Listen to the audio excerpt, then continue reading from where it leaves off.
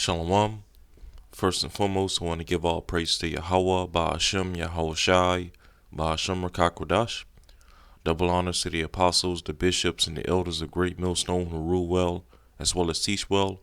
And also peace and salutation to the hopeful elect of the nation of Israel, scattered throughout the four corners of the earth. And the title of this video is going to be, The Difficulty is Turning Up as we get closer to the end. Alright? And, as we get closer and closer to the end, when the Heavenly Father sends Yahweh Shai back and the holy angels to take down his beast system and deliver the elect, alright, as we get closer and closer to that point, the difficulty of, pretty much everyday life, as well as the difficulty of serving the Lord and doing his ministry is turning up more and more as we get closer and closer to the end. Okay.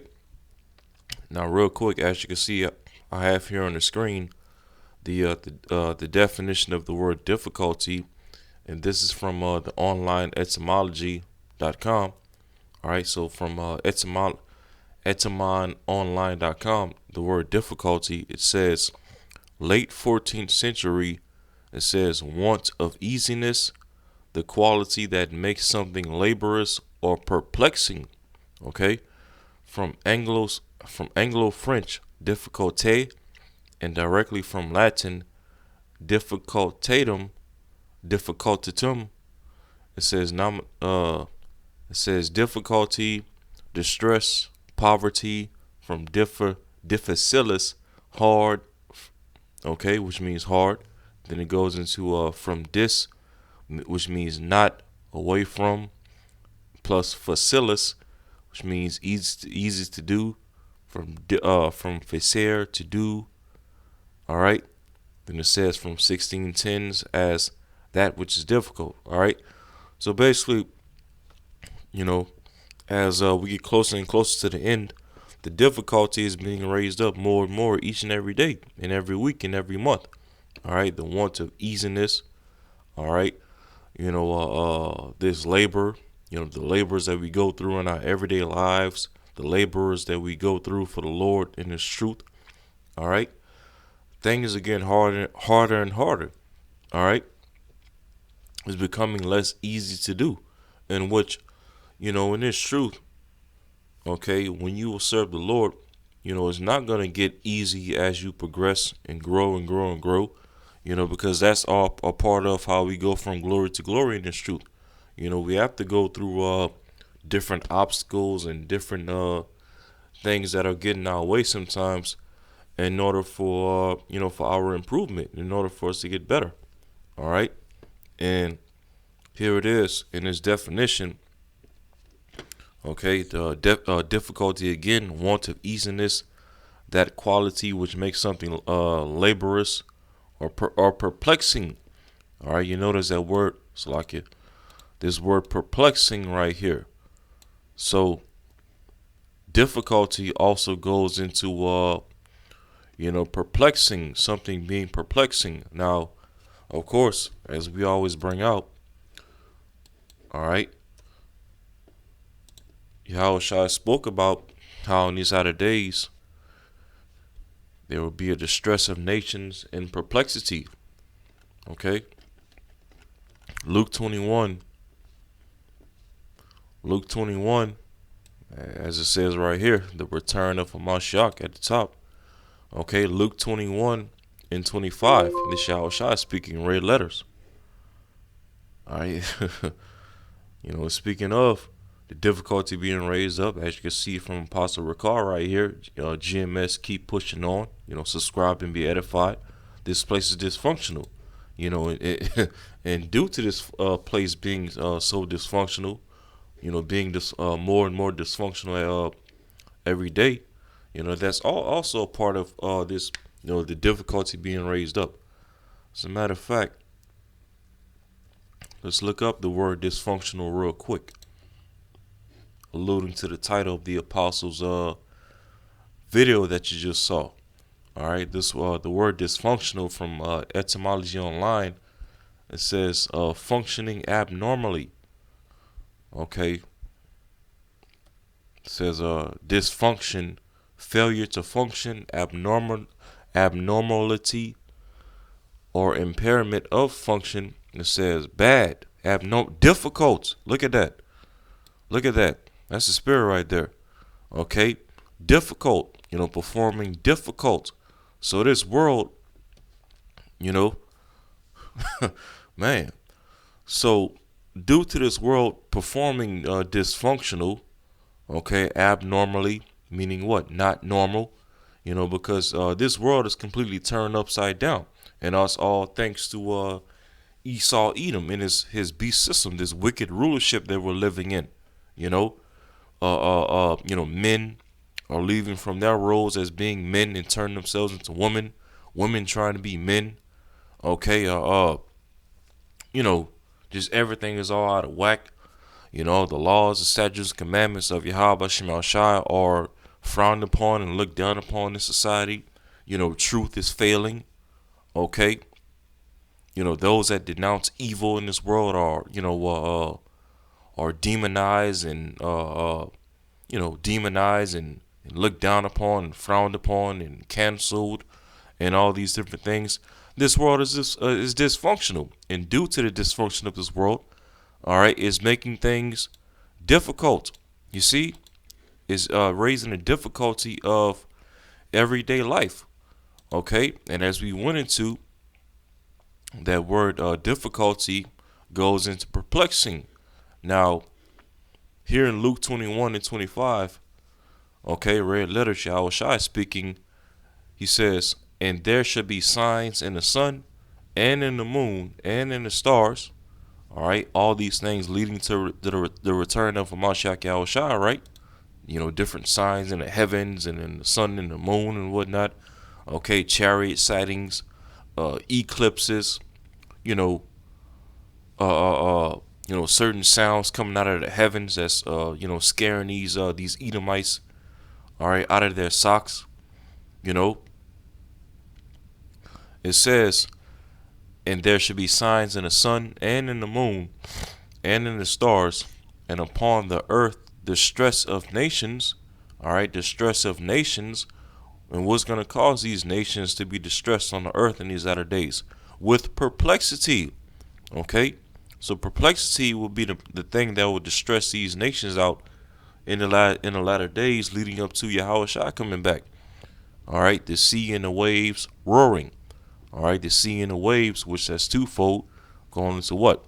These different weather effects, natural disasters, okay, tsunamis, typhoons, earthquakes, all right, volcanoes erupting. And on the other hand, the sea and the waves also being symbolic for people, people in the uproar, protesting against their governments and their leaders, okay, because their leaders are taking away certain of their rights and whatnot, taking away certain privileges for them. All right, uproars of the people, as it speaks about in Second Ezra and the 9th chapter. All right, so as it just said, as Yahushua just said in this verse, distress of nations with perplexity.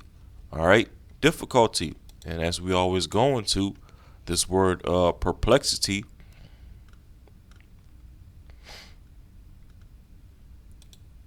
Perplexity, Strong's G640, aporia says the state of one who is in the state of one who is in perplexity. All right, and as when you go to the root word, Strong's G639, aporio, it says to be without resources, to be in straits, to be left wanting, to be embarrassed, be in doubt, not know which way to turn, to be at loss with oneself. People losing their minds due to being in straits, being in difficult situations without resources. To be at loss of oneself, to be in doubt, not know how to decide or what to do, to be perplexed. Okay, And all these things speak of difficult times, the difficulty being turned up as we get closer and closer to the return of Hamashiach Yahushua. Perplexity, okay?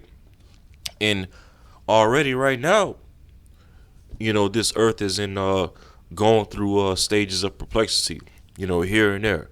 You got inflation, things are the prices of things going up, okay, rent going up, gas going up, food and groceries in the store going up, all right. Your vehicle insurance going up, you know, different things that bills and whatnot, energy bills, electric bills, all of that. Things that we pay, every month or so. Okay, just constantly going up year by year. All right, time after time. All right. So right now, people are already in a state of perplexity. Okay, having to be without resources here and there. Having to decide whether to spend their next check on their bills or spend their next check on food and groceries and whatnot, gas. All right, people are already going through a state of perplexity right now, but how much more as when we go into Jacob's trouble, people are most certainly going to be in a state of perplexity without resources. Having to be without access to food and water and essential goods. Okay, and we know, due to people being in that state, that's ultimately what's going to cause people to bow the knee and take their charagma, pursuant to Revelation the 13th chapter. All right, Esau is going to present it to where the only way people are going to have access to food and water and resources and daily essential needs is if they take their charagma. That's the way people are going to be able to buy and sell when Esau rolls out this NWO system, where he basically wants everybody on this giant worldwide digital grid. Okay, one big cloud. Okay, facilitated by artificial intelligence. All right, and now, here it is, us men of the Lord that's in this truth, in this ministry. The way that all these things hit us, it hits us different. Because not only are we in are things getting more difficult for us in our everyday lives, whether it be on a job or around our family or people that we know in the world and whatnot, but even things are getting more and more difficult in this truth as well. Esau creating certain things on YouTube, restricting brothers' activity on their pages, pretty much taking down old videos of from brothers' pages, okay, enforcing certain restrictions to where brothers won't be able to do certain things, all because of their so-called negative history on their pages and whatnot, and we know ultimately all these things are going to lead to the famine of the word, which is very soon upon us, okay, but as a man of the Lord, things are most certainly getting difficult for us, on the right hand side. It's getting more harder to talk to people. It's getting harder to be around people. Okay, it's getting harder to go through our everyday lives. All right, the workplace is getting more harder to deal with. As we could constantly sigh crying for the Lord to deliver us out of this place and end all this wickedness. Okay, things are certainly getting difficult for the men of the Lord, especially. All right, in which we know this is all part of the territory with this truth. Okay, this is all a part of bearing our cross. Because Yahushua, as Yahushua got closer and closer to the time where where it was set for him to be crucified, things got harder and harder for him. Constantly having to deal with those wicked scribes and Pharisees and the unbelievers amongst our people.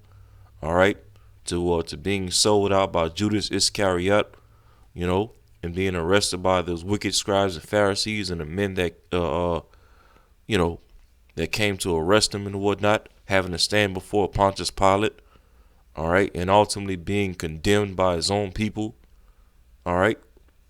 Things got difficult for Yahushua as he got closer and closer to his crucifixion, which ultimately led to him being back at the right hand side of the Father Yahweh.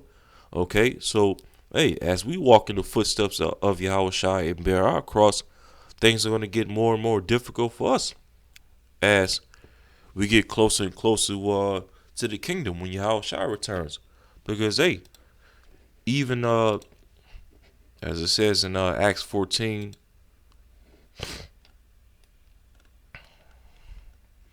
Acts 14 and 22,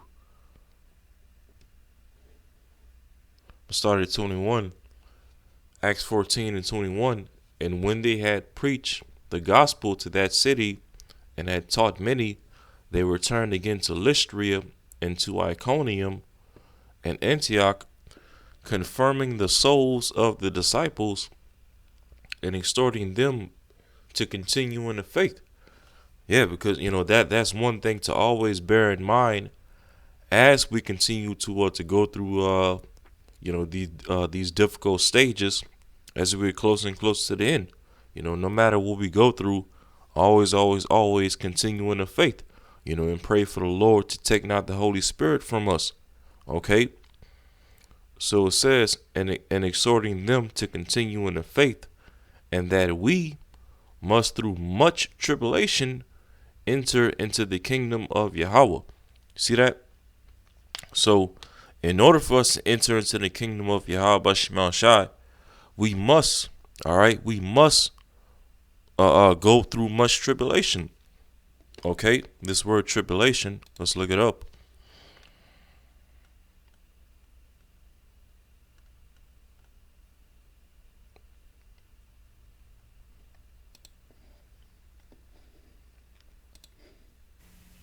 Strong's G 2347. Thlipsis. Thlipsis. It says a pressing together, pressure. Okay, pressure. It says metaphorically oppression, affliction, tribulation, distress, straits. All right. So through much tribulation, through much pressure, through much affliction, distress, straits, all these things that I just listed, that's how we're going to enter into the kingdom of heaven, the kingdom of Yahweh Shemal Shai. That straight gate, that straight and narrow path, as Yahweh spoke of in the scriptures in I believe Matthew 7, the straight gate, and second Ezra the 7th chapter, that straight and narrow path, where it's likened to fire on one side and water on the other side. Where the path is so narrow that only one man can enter through it, one at a time, in order to get to that wide place, that glorious city, which is ultimately the kingdom. So things are supposed to get difficult for us as the men of the Lord, okay, in our everyday lives, that we strive for this truth as we get closer and closer to the end. It's just like in a video game. When you're playing a video game, it starts off easy because, you're just starting off. You don't quite know how to play it yet, or how to do particular things yet in the game. But as you continue playing and you get better and better and you improve, there's going to be different stages of that game to test. All right, which you've been learning, so far. And at various points of that game, you get tested more and more. Each test down the line gets harder than the previous test. And then once you get to the end, you end up facing the ultimate test, which is what? That final boss, or that final objective, or that final task, which is always usually that the most difficult task or most difficult boss fight throughout the whole entire game. Okay, and it's stressful. It's vexing. It makes you wanna throw your controller across the room or smash your TV. Okay, it's vexing because it puts a lot of pressure on you. It's difficult, you know. But in order for you to beat that game and get the reward at the end, you have to ultimately go through that final task or defeat that final boss. And that's like unto us that are of the hopeful elect in this truth. All right, things have to get difficult. All right, especially as we're on our way to the end, in order for us to receive that final reward, which is the kingdom. All right, immortality, the new covenant. All right, being joint heirs with Yahweh Shai. You know, the and of course the final boss being what? Esau, Edom, this beast system, and its image and its charagma, and as well ultimately death itself. As a matter of fact, because that's the ultimate final boss right there, death. Which this society ran by Esau, Edom, and his beast system is all predicated upon pushing forth death. All right, you know, pushing forth everything that's against the law, statutes, commandments of Yahweh Shemel Shai. Promoting sin as the end thing on the earth. And we know, according to Romans the 6th chapter, what are the wages of sin? Death. So death is ultimately the final boss, so to speak, that we have to overcome, just as Yahweh Shai had to overcome death. All right, let's see. Yep, this is man,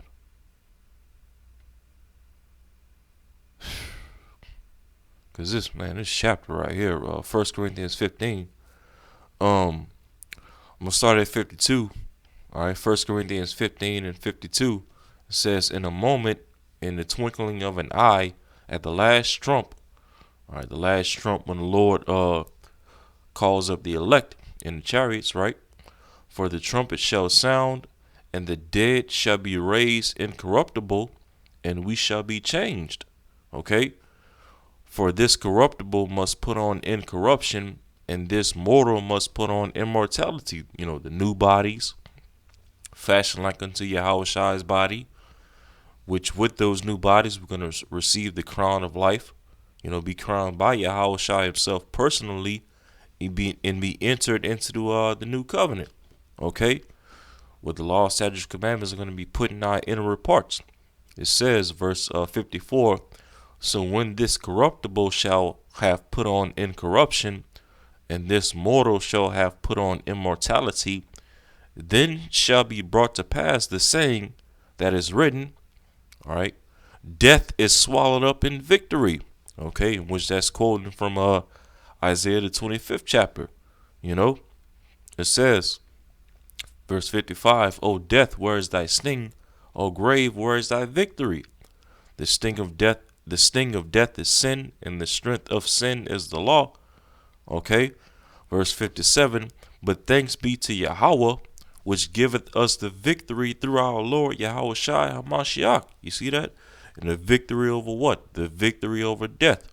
Death in his mortal flesh. The victory over this flesh itself. The victory over this beast system, his image, his charagma, the 666 number of his name. Victory over Esau, Edom, and these heathen nations. Okay, the victory over these 2/3 of our people. The victory over all the persecution and tribulation and trials and tribulations that we're going to have to go through, all right, in order to make it to the kingdom. Hey, through Yahweh, the Most High Yahweh, through Yahweh Shai, is going to give us the victory over all these things. Okay? But until then, things are going to get more and more difficult. The difficulty is going to turn up more and more. Okay? As we get close to the end of this game, so to speak, the game called life, the game called this ministry, all right, this game called captivity. And as a matter of fact, because thinking of that word perplexity again, which means what? To be to lack resources, to be in wanting, to be in straits. That makes me think of Revelation the 6th chapter, where it speaks about the black horse. Okay, Revelation 6. And Revelation 6, and I'm going to start from verse 4 actually. Okay, Revelation 6, verse 4. And there went out another horse that was red. Okay, we know this red horse is symbolic of Esau, Edom, and his rulership, this beast system. All right, red is associated with Esau. It's like it. Associated with Esau slash Edom, which Edom means red when you go to Genesis 25. All right, and horse just represents power. Okay, power. So this red horse is symbolic of the rulership of Esau, Edom in these latter days, which is what this the revival of this fourth beast system. Okay, America, NATO, and the EU. This whole entire system is ran by Esau, Edom. All right, who's Edom? The name Edom literally means red. All right, but Revelation 6 and 4, and there went out another horse that was red, and power was given to him that sat therein to take peace from the earth. So power was given to Esau, Edom, to take away peace from the earth. All right, and that they should kill one another. And there was given unto him a great sword. So Esau, Edom was given a great sword, all right, to take away peace from the earth and to basically commit all kinds of violence throughout the earth in these latter days. And that's happened through what? All right, grape robbery and murder, slavery, all these wars, fought throughout the earth. Okay, pseudoscience, pseudo technology, and not to mention his pharmakeia as well. Esau's pharmakeia is also part of his sword. All right, an instrument of death, because that's all a sword is anyway. It's an instrument of death. And as we always go into that word sword also goes into as I'm going to show you. There was given unto him a great sword. This is the word sword. Strong's G 3162. Machera. Machera. All right, and just to go straight to the point, when you go down to the Strong's definition, it says probably feminine of a presumed derivative of a knife, i.e., dirk. And then it says figuratively war. All right, war. Then it goes into judicial punishment. Okay, judicial punishment. So Esau Edom's judicial system is also a part of his sword, his instrument of death. All right, and through Esau Edom's judicial system, what has he done? Okay, use this court system to get a lot of our people locked up for crimes that they'd never committed, or put our people in jail for long sentences, for crimes that really don't deserve long sentences. Okay, double-digit amount of years in jail, all for having a small thing of weed or crack or things like that. Which in no way, shape, or form am I advocating having weed or crack cocaine or things like that. But Esau just overdoes it when it comes to his court system. And not to mention, we also know in prophecy, okay, in the near future, Esau Edom is also going to use his judicial system, his court system, as an instrument of death against any and everybody that has a opinion or belief against all these agendas that he's pushing throughout the earth. Where if you have particular talking points, or if you preach a particular doctrine or message that goes in direct opposition against Esau's beast system and his agendas, hey, you can be brought before a judge for that. And Yahushua spoke of that in Matthew the 10th chapter. You shall be brought before kings. And matter of fact, let's get it. Because that's also going to be another part of the difficulty being raised up. Us being brought before judges and kings and governors and all of that. All right, which is part of Esau Edom's sword, his judicial system. Okay, let's see. Let's see. I know it's in this chapter.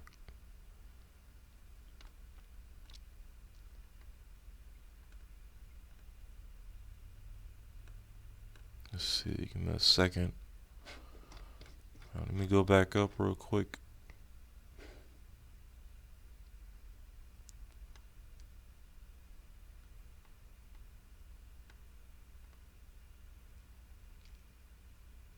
Yeah, right here.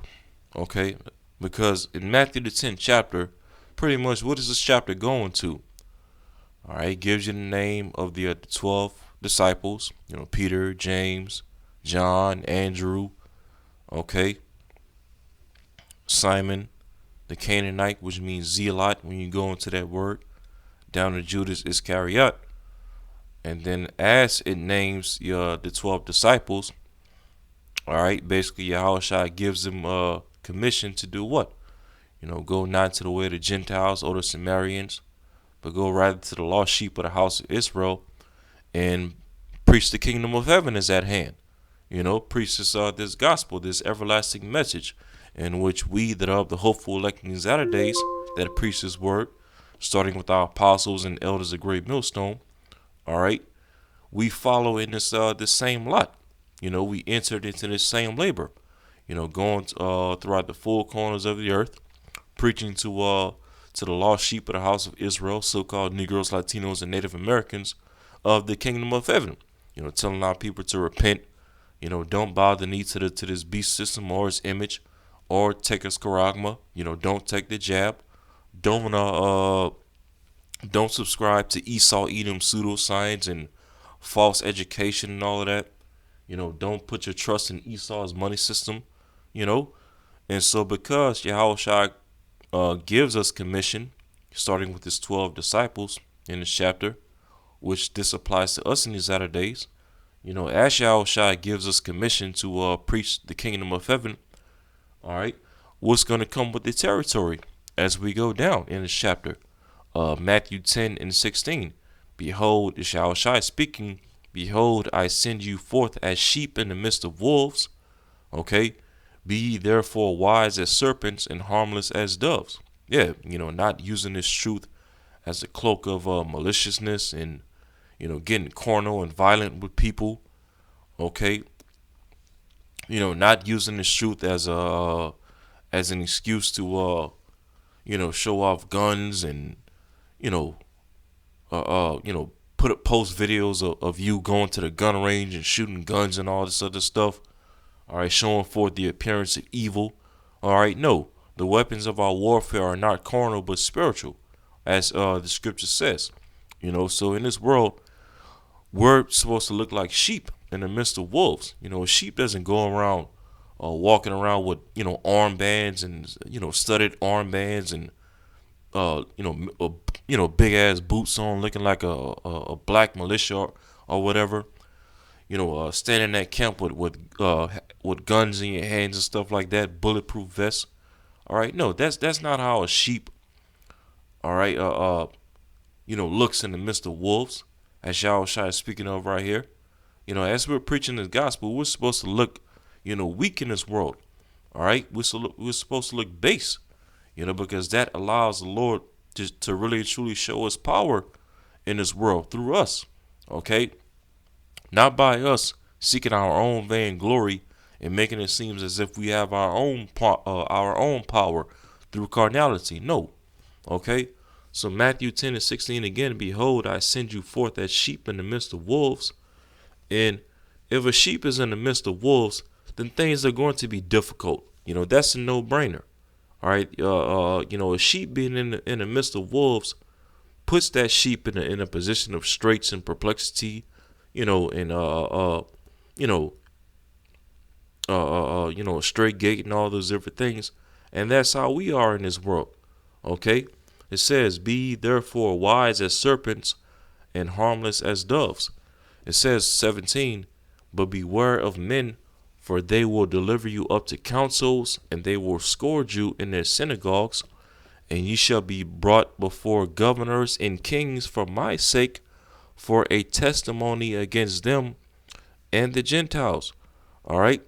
So Yahushua is giving us forewarning right here, because of us going out throughout the earth and preaching this gospel, preaching the kingdom of heaven, preaching that the Lord's going to take down these heathen nations and set our people back up in the power over them, starting with the elect. All right. It's going to lead to Esau, Edom, bringing us before governors and kings. All right. In this court system, bringing us before judges, and as we just read here in Revelation 6 and 4, Esau's judicial system and his court system is a part of his sword, So Esau's court system is just another part of the difficulty that we have to go through, all right, as we get closer and closer to the end, being brought before judges and councils and whatnot, when we get demonized for this word, when we get made an offender for the word, like the scripture says. But now, going back to Revelation 6 and 5, and when he had opened the third seal, I heard the third beast say, come and see. And I beheld, and lo, a black horse, and he that sat on him had a pair of balances in his hand. All right, and black represents a time of turmoil, distress, difficulty, tribulation, okay, mourning, death. All right. So this black horse, all right, which is not talking about an actual literal horse, all right, just talking about a particular time period on the earth. All right, this black horse, as it went into, and he that sat on him had a pair of balances in his hand. And this word balances,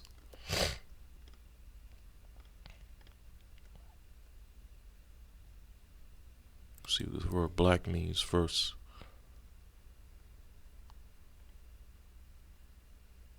All right, it just says black, but black ultimately goes into troubles or tribulations, distress, depression, difficult times. All right, now this word balances, all right, he that sat on him had a pair of balances in his hand. Okay, this word balances. Strong's G 2218, Zugas. Zugas. And it says a yoke. It says a yoke that is put on draught cattle. Then it says metaphorically used of any burden or bondage. It says as that of slavery. Then it says it goes into of troublesome laws imposed on one. Yeah, such as draconian laws. Like it speaks about in Revelation 13. All right, the latter part of his beast system. He had two horns like a lamb, but he spoke as a dragon. All right, that dragon going into what? Draconian laws or draconian measures, unrighteous decrees. All right, and that's what this word balance is in Revelation 6 and 5 is going into. All right, troublesome laws that are going to put a yoke on the people. Put people in a state of bondage. Because people's when all hell breaks loose in this society, when Jacob's trouble come to pass, Esau's going to use all of this chaos that's going to be going on in the earth to bring forth a left-hand order, order ab chaos. And what is that order going to do? It's going to take away people's constitutional rights. It's going to take away their rights of, speech and their rights to practice their religion, their rights of privacy, all right, their rights of ownership. And it's going to basically put people in a state of bondage, all right, slavery, basically, to this order that the elites are going to set up in the earth, which is ultimately leading to the NWO. It says right here in this definition of troublesome laws imposed on one, especially of the Mosaic law, which you know, these devils ain't pushing the Mosaic laws. They're not stoning adulterers. They're not stoning sodomites. Okay, they don't keep the land Sabbath. They push all types of idol worship and murder and stealing and lies throughout the earth. All right, they have no respect to the name of the Lord or His begotten Son or His tabernacle or them that dwell in heaven. All right, you know the law is slack in the society, like it says in Habakkuk the first chapter. But it's just giving an example right here. It says of the Mosaic law, hence the name is so transferred to the commands of Hamashiach as to contrast them with the commands of the Pharisees, which, you know, so yeah, basically that word balances, it goes into yoke, all right, it's slavery, bondage. And then, matter of fact, it even says right here, a balanced pair of scales, all right, scales going into what? Judgments. Okay, let's look it up.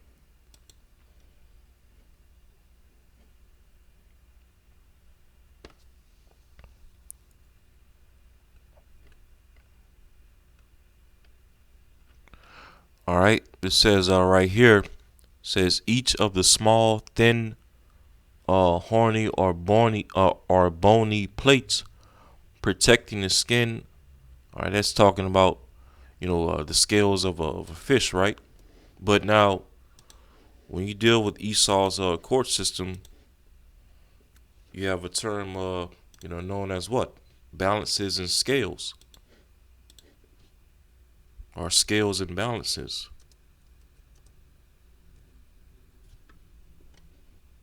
Look it up real quick.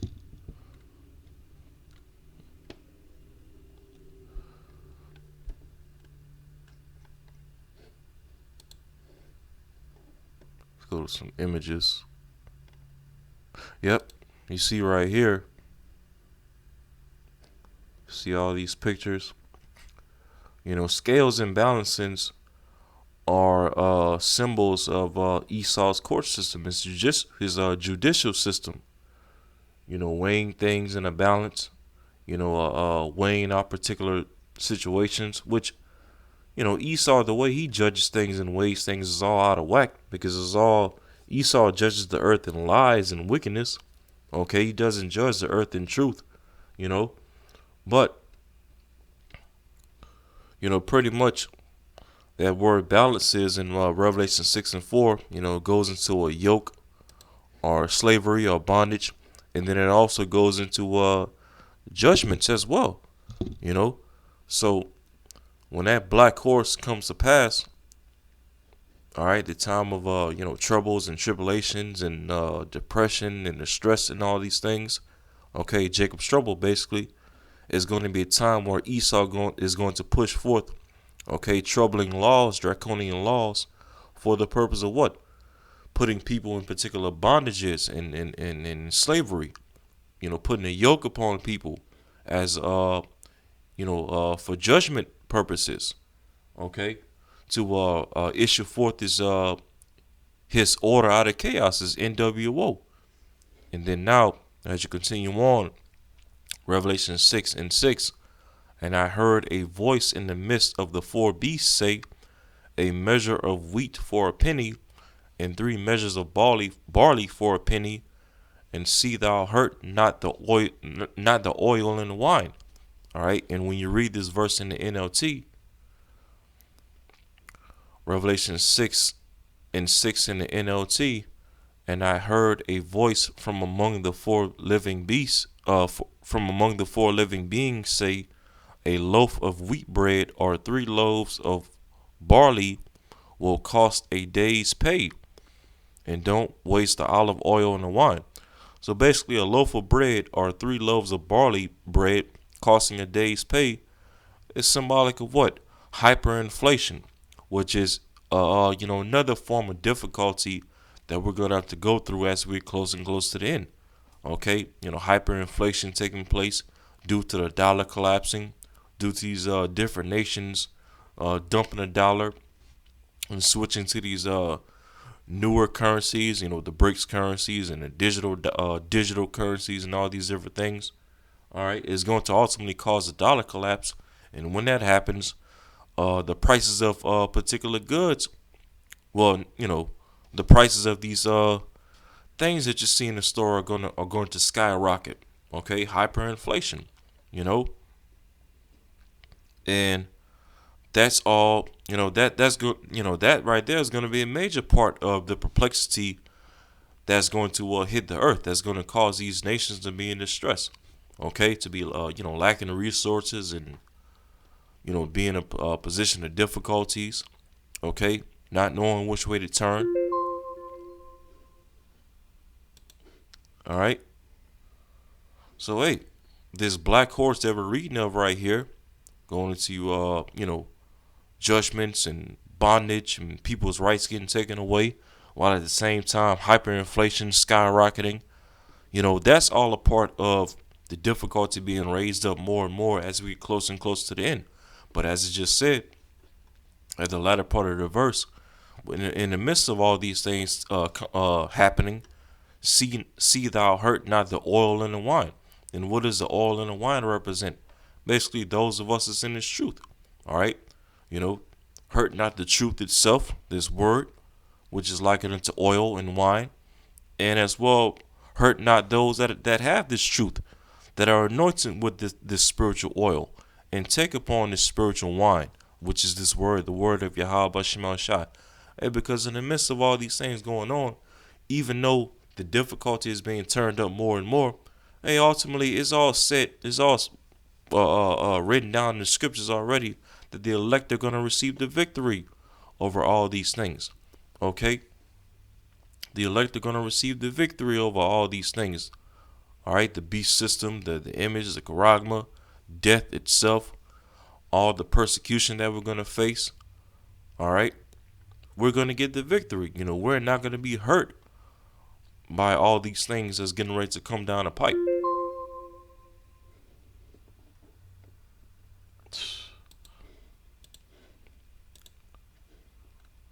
So, as a matter of fact, let's continue reading in this chapter. Revelation 6, verse 7. And when he had opened the fourth seal, I heard the voice of the fourth beast say, Come and see. And I looked, and behold, a pale horse. Okay, a pale horse. And paleness basically represents death. Like when when someone dies, when they get buried and whatnot, over time, as their dead body is in that casket in the grave, over time that their body gets pale. It loses color. It turns white over time. Showing you that paleness basically represents death. Okay. So just as the red horse represents Esau, Edom, and his rulership, the black horse represents a time of trouble and tribulation, depression, all right, difficulty, and so on and so forth. Well, the black horse is ultimately going to lead to the pale horse, which represents death, as it says, Revelation 6, verse 8. And I looked, and behold, a pale horse, and his name that sat on him was Death. See that? And hell followed with him. All right, hell representing the grave. Okay, not talking about a place underneath the ground where you burn forever. No, hell just symbolic for the grave. Okay, so this pale horse represents death and hell, the grave. And it says, and power was given unto him over the fourth part of the earth. The fourth part of the earth representing what? The North America, primarily the United States, here in Babylon the Great. Okay, because in the earth, as you hear, the apostles and various brothers speak of, the four corners of the earth, or the four quarters of the earth. Basically the earth is divided up into four different parts.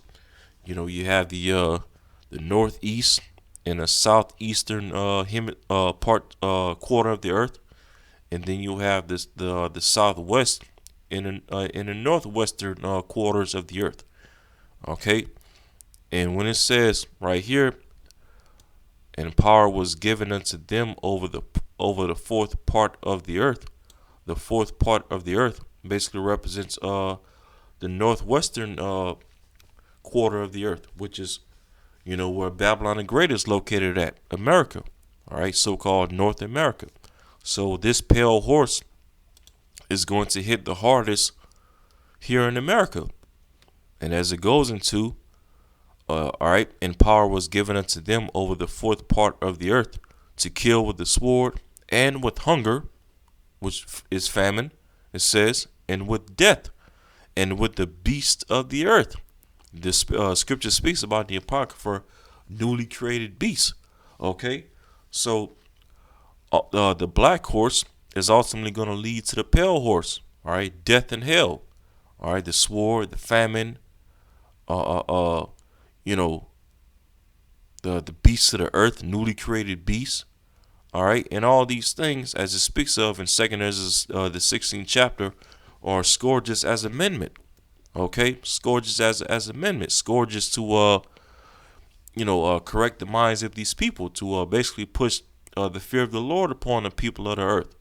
All right, as things get more and more difficult, but as we just read above, in the midst of all these things going on in the earth in these latter days, the black horse leading up to the pale horse, the oil and the wine will not be hurt. All right, this which is what this truth, as well as those of us that possess this truth, which is the hopeful elect. You know, so hey, even though the difficulty is of everyday life is turning up more and more as we close to the end, okay, ultimately, we that are of the hopeful elect is already written in the scriptures for us to get the victory over all these things, And as a matter of fact, something that just came to my mind. Now, what's interesting when you go into the Old Testament, I believe 1 Samuel 22.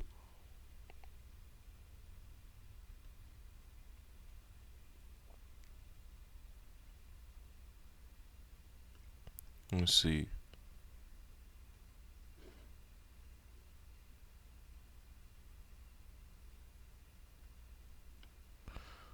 Uh,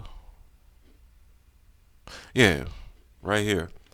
When you go into 1 Samuel 22, and when you start from the top, 1 Samuel 22 and 1 says, David therefore departed thence and escaped to the cave of Adullam. And when his brethren and all his father's house heard it, they went down thither to him. Verse 2, and every one that was in distress, and every one that was in debt, and every one that was discontented, gathered themselves unto him, unto David, right? And he became a captain over them, and there were with him about 400 men. So the days of when David was being persecuted by Saul and his men, when the Lord stopped dealing with Saul, and Saul saw that that the Lord was dealing with David.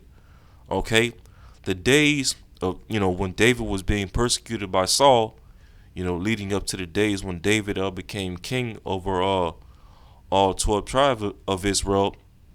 All right, David and his men were going through times of difficulty themselves. They were in debt, discontented. All right, going through periods of tribulation. All right, and let's read that in the NLT. 1 Samuel 22 and 2 in the NLT. Then others began coming, men who were in trouble or in debt, or who were just discontented, until David was the captain of about 400 men. And guess what?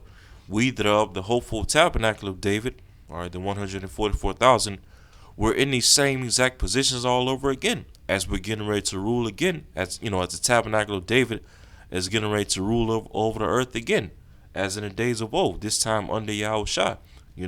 We're all in debt. All right, we're all in trouble, in positions of difficulty and straits. Okay, perplexity to certain extents. We're all discontented. Which, let's look this word up. Discontented. All right, discontented. It says dissatisfied, especially with one's circumstances. you know, loving not their lives unto death, you know, says disgruntled, fed up, pissed off, vexed, okay, unhappy, displeased, impatient, complaining, frustrated, irritated, annoyed, you know, just vexed with the wicked that are round about us. Well, guess what? David and his men were going through these same exact things leading up to David sitting on the throne and ruling. Well, guess what? We're going through these same exact things in these latter days as the Lord is getting ready to set the tabernacle of David back in rulership all over again. You know? So hey, things got turned up for David and his men during his time, and things are gonna get turned up for us, the men of the Lord, the hopeful tabernacle of David here in our time. Hyperinflation, people getting more and more bugged out, people getting more and more weird, you know, wickedness increasing more and more, making us more and more vexed and impatient and discontented, disgruntled, as we was just looking into. Okay, uh, uh, things on the job getting more and more difficult and vexing. All right, but guess what? In the midst of all these things happening, the oil and the wine, the Lord's not going to allow His oil and His wine to be hurt. Those of us that are of the hopeful elect in this truth. You know, so hey, let me see. Let me go ahead and end it off with this scripture, one of my favorites.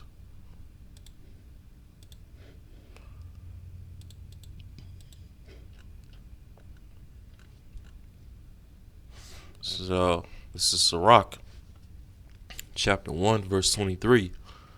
It says, "A patient man will tear for a time, and afterward joy shall spring up unto him."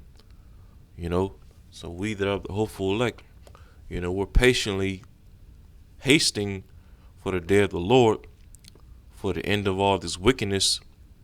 For all this wickedness to be put to an end on the earth. And we're tearing. We're sighing and crying. Crying to the Lord. How long, O Lord? Praying for the Lord to deliver us out of this system. We're tearing for a time. A little moment. But guess what? As it just said, afterward joy shall spring up unto us. Ultimately, we're going to get the victory over all these things. The victory over death. The victory over this flesh, this beast system. All right, its image, its charagma. The victory over all of Esau's draconian laws and measures and all these different judgments that's getting ready to come to the earth. All right, these heathen nations, and we're the ones that's going to, get the victory at the end of this game, so to speak, and defeat that final boss, But hey, like we read in Acts 14 and 22 earlier, through much tribulation, we shall enter into the kingdom of heaven. That's what confirms our souls. Continuing in the faith. All right. So that's pretty much all I had on that. That's pretty much what was on my spirit at the moment. Which led me to do this lesson. So Lord willing, this lesson was edifying. I want to give all praise and glory to Yahweh, Ba'ashem, Yahweh Shai, Ba'ashem Rakakwadash.